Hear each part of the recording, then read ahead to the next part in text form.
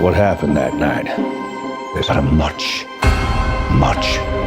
larger When the scheme. first Knives Out came out, I think everyone had a lot of fun with that film, but really appreciated it as a one-off thriller. And with the second film, people started to slowly realize that there might be more to digest here. And now with the third installation, I think I can safely say that Knives Out had slowly but surely become the go-to detective franchise of the 21st century. Like seriously, this movie is fun on a different level. And that actually made my job harder for this video because while I was watching the film, I was like, I need to think about this critically, I need to jot down notes for the review. But this movie, has a very infectious energy to it, and you just can't help but have some fun. And a big factor for that is the Daniel Craig's accent, which honestly deserves an Oscar on its own. I won't say none of the Knives Out movies are bad, but for me, I will keep this in first, Knives Out 1 at second, and Glass Onion at third.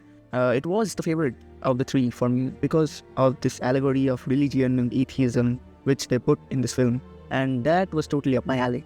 And I was taking this constant conversation of the non-believer in Daniel Craig and the believer in Josh O'Connor, and that was such a fantastic way to show religion in films. But I was also pleasantly surprised to see that Craig is not really the biggest factor of this film.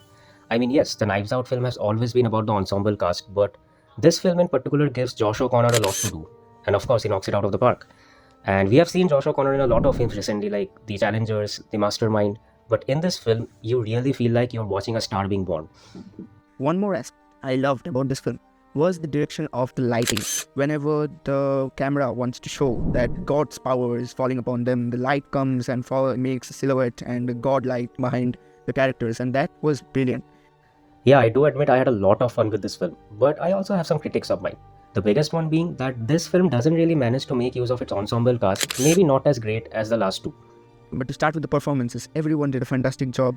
Yeah, as Debarco said, all the cast members were not quite well utilized like the last films, but for me, that negative point was cut off because how the other aspects of this film was so superior and so good. Josh O'Connor, of course. Josh O'Connor was a feat to watch. I recently watched his Mastermind and The History of Sound by Olivia Harmonus at IFI. And in those two films also, Josh O'Connor was the primal thing to be watched. And he carried the film. And in this film, he stood by this fantastic cast, yet he still managed to stand out. I think he's the next big thing. And I think the greatest strength of this film is its script. This is the strongest screenplay out of the trilogy easily. The thematic depth of this film goes much deeper than I expected. And it really raises some necessary questions on religion and belief, without being unnecessarily provocative. Okay, so there was this one scene where Josh O'Connor's character, Jed Dupretency, was assisting in Blanc's investigation, and he calls up the company which sent the machinery to open the crypt. And the woman on the line suddenly started praying for hope onto the priest. And suddenly Jed realized why he became a priest in the first place. And that was such a beautiful scene as the camera lingered onto his face. That scene moved me to tears and told me why this movie's subtext was so strong. Also, I also loved those Easter eggs of detective stories like Edward Allan Poe and Agatha Christie, as of course this franchise Knives Out was first built to be a modern take on Agatha Christie's Hercule Poirot, which Kenneth Branagh also undertook in his book-accurate Hercule Poirot series with The Murder on the Orient Express, Death on the Nile, A Haunting in Venice. But that was pretty messy, as we know. Even though I like Branagh's portrayal, this Knives Out is actually saying how to do stories like Agatha Christie and Edward Allan Poe right. And I felt the way Benoit Blanc showed that what religion means to people and how people respect it, what God means and what hope means. That was a fantastic take by Rian Johnson.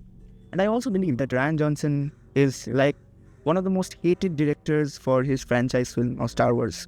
But he has completely redeemed himself after he made the 3 Knives Out films. Overall, Wake Up Dead Man is a really fun time with the movies, and I really wish I could have caught this on the big screen. I really hope they keep making these movies every couple of years, and this is one of those rare modern franchises that doesn't have diminishing returns.